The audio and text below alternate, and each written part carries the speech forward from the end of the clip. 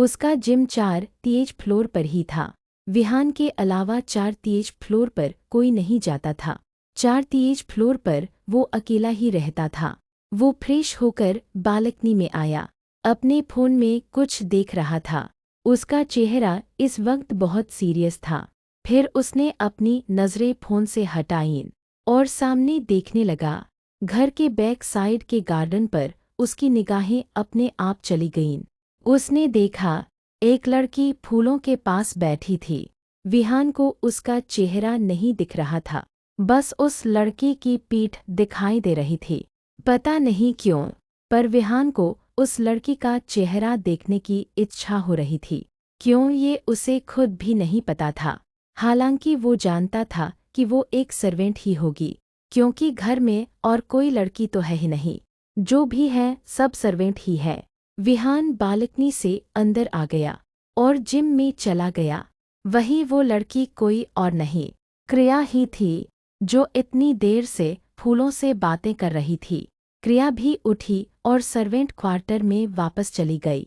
उसने देखा कि सुमन जी उठ चुकी थी। क्रिया उनके पास बैठी। सुमन जी की तबीयत ठीक नहीं लग रही थी। क्रिया ने उनका माथा छुआ और कहा, माँ, आपको तो बुखार है। सुमन जी ने कहा, कोई बात नहीं बेटा, दवा ले लूँगी, ठीक हो जाऊँगी। यहाँ आप दवा ले लो, और फिर मुझे मिशन जाना है। माँ, आप आराम करो।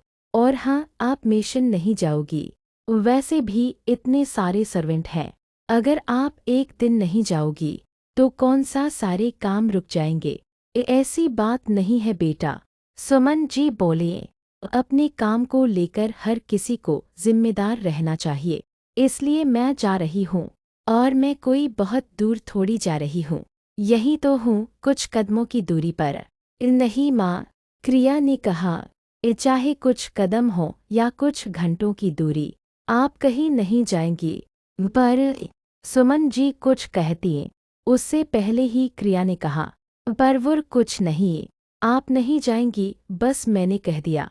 अरे, अगर मैं नहीं जाऊंगी तो क्या तू जाएगी?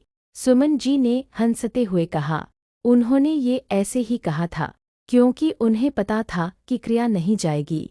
क्रिया ने एक नज़र सुमन जी को देखा और कहा, ठीक है, तो आपकी जगह मैं चली जाती हूँ। सुमन जी ने क्रिया को हैरानी से देखा, क्योंकि क्रिया ज्यादातर अपने चेहरे की वजह से बाहर नहीं जाती थी। पर आज क्रिया ने खुद आगे से कहा था। फिर भी सुमन जी बोले, नहीं बेटा, तुम क्यों जा रही हो? मैं हूं ना, मैं चली जाऊंगी। क्रिया ने कहा, कोई बात नहीं माँ, आज मैं चली जाती हूँ। सुमन जी ने कहा, ठीक है, तो तुम आज चली जाओ। ध्यान रखना बेटा, कोई काम बिगाड़ना मत। और हाँ, वहाँ वैसे तो सब अच्छे हैं, बस छोटे साहब और बड़े साहब से बचकर रहना। छोटे साहब थोड़े मूडी है, उन्हें गुस्सा जल्दी आ जाता है, पर जब गुस्सा नहीं होता तो वो सबसे प्यार और रिस्पेक्ट से बात करते हैं। पर बड़े साहब ऐसे नहीं हैं, वो हमेशा गुस्से में रहते हैं, उनसे हर कोई डरता है। वो सच में काफ़ी खतरनाक भी लगते हैं। उनके सामने उनकी फैमिली भी कुछ नहीं बोलती, पर हाँ, वो बिना वजह गुस्सा नहीं करते। जब किसी की गलती होती है तभी करते हैं। ये सब सुनकर क्रिया को थोड़ा डर तो लगा, पर फिर भी उसने ठीक है कह दिया। वो तैयार हुई और अपने चेहरे पर मास्क लगा लिया।